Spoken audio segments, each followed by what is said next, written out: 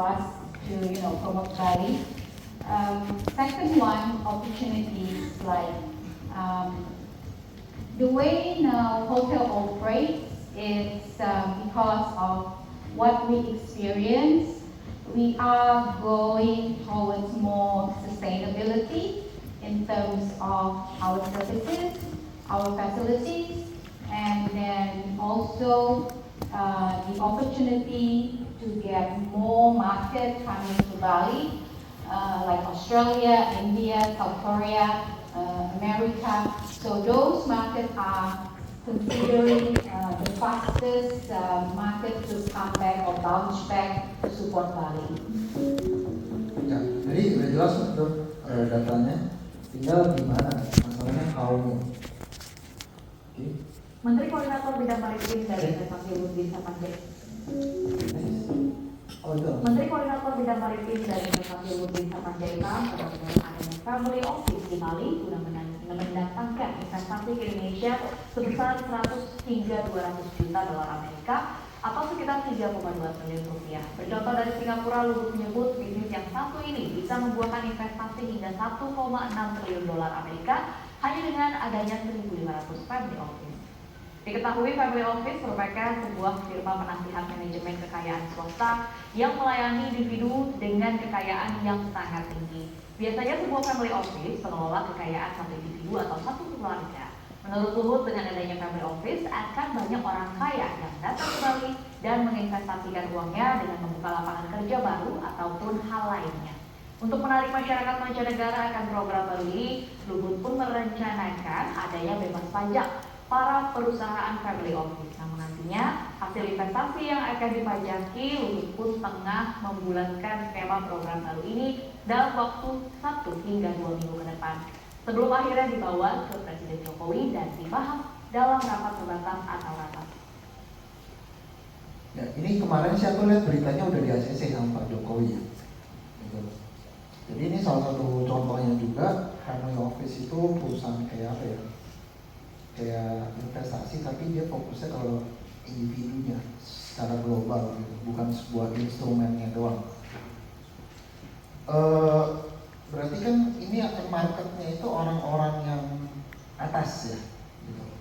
Berarti kan game-nya itu bagaimana kalau kita mau ngambil kuenya ini adalah bagaimana kita ngomong developer ya, as a developer, bagaimana kita bisa bikin produk atau bangunan kita yang level ya mereka suka gitu.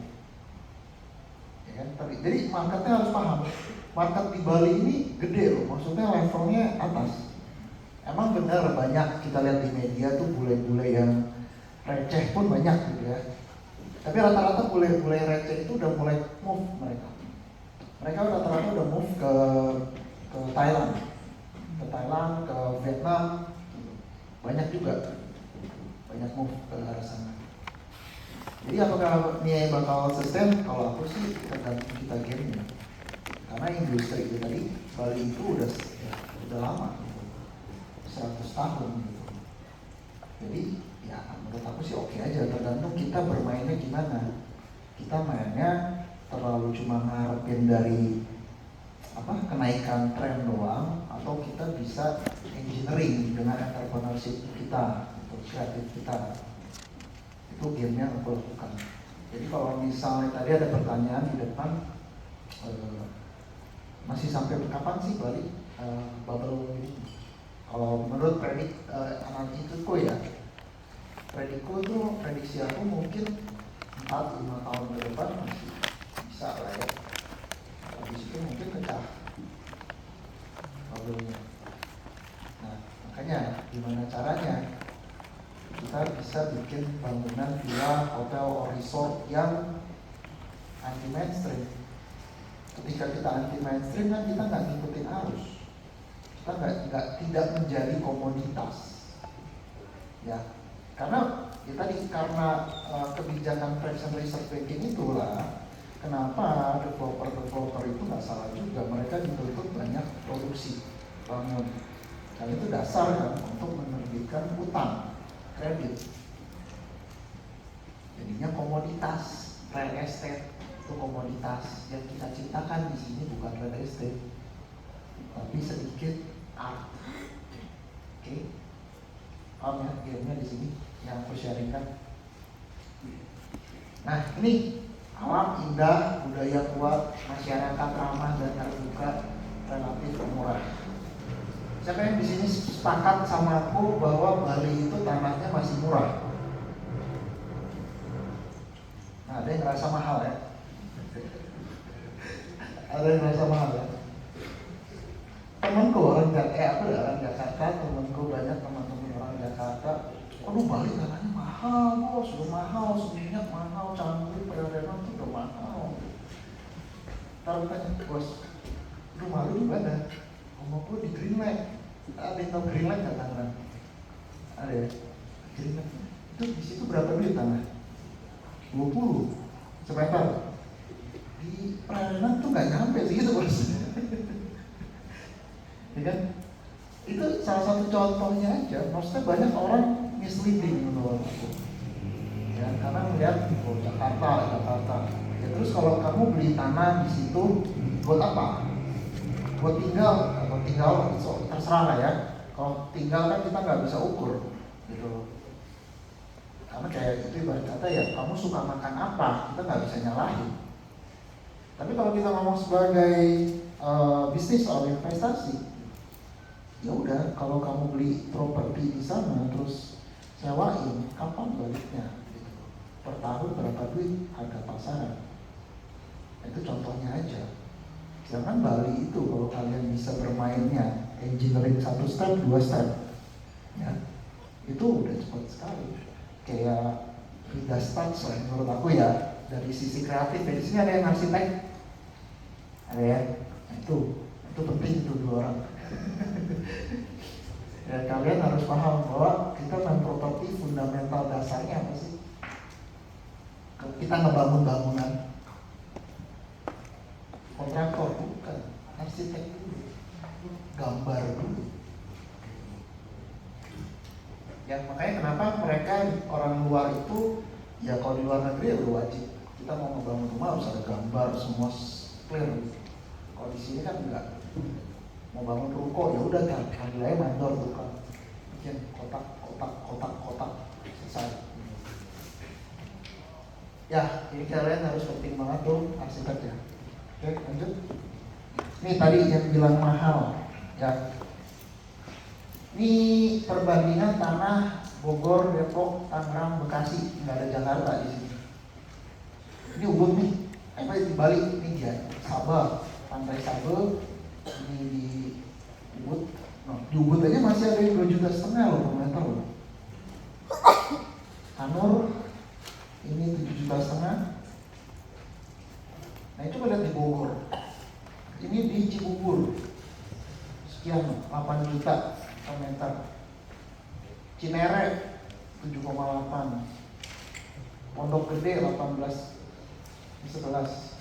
Nah itu makanya aku bilang Bali ini menurut aku masih undervalued ya. Secara global dengan impression dunia terhadap Bali seperti ini, dan harga tanah segini, dan harga jual real estate-nya dan harga sewa properti daily-nya tinggi, itu masih undervalue. Tapi ya kalian bisa jadi kalau kalian di sini di Bali, kalian asal bangun aja, asal memenuhi beberapa syarat, ya itu laku aja, sewa aja, gitu.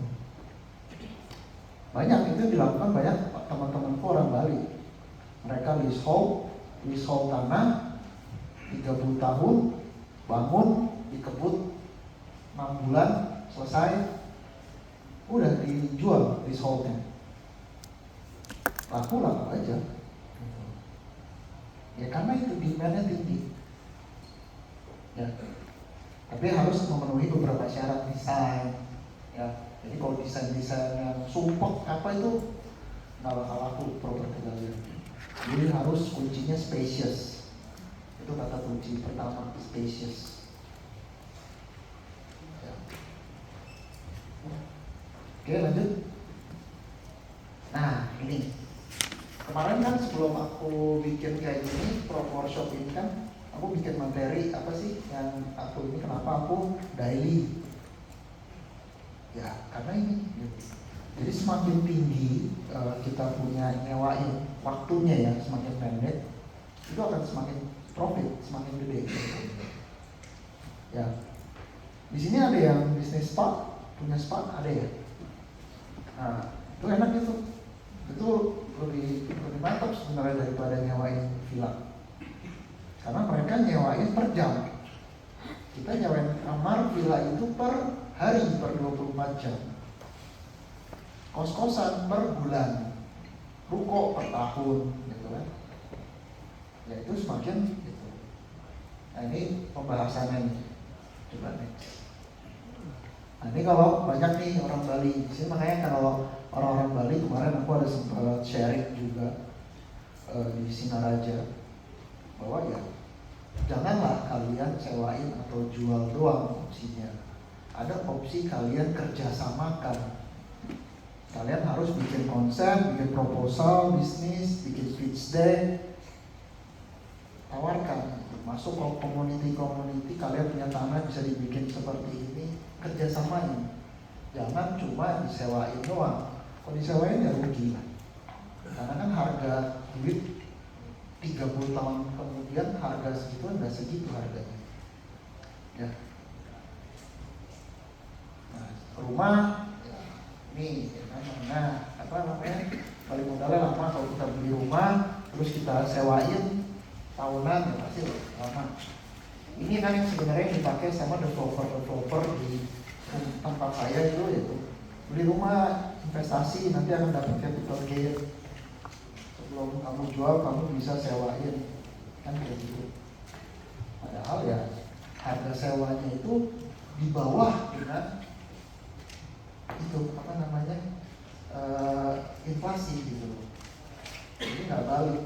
Kalau kita hitung IRR-nya itu kecil sekali, jadi nggak layak untuk kita invest.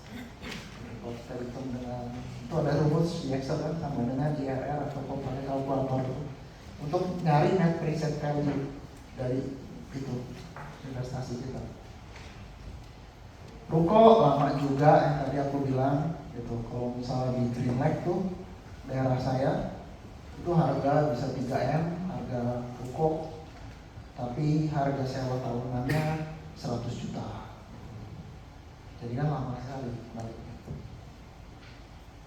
Kos, oke, cukup cepat juga kos-kosan ya. Karena kan dia sewain bulanan kos-kosan. Di sini ada yang main kos-kosan? Oke, kos-kosan. Nah ini sewain kamar hotel atau villa lebih cepat. Ya, karena dia dari. Ya, kalau lebih cepat lagi ya ini. Tapi resikonya itu semakin aktif itu bisnis. Itu ada resikonya. Semakin aktif. Ya. Villa, hotel, glamping. Oke, sampai sini ada yang mau kita discuss? Boleh, Mik siapin.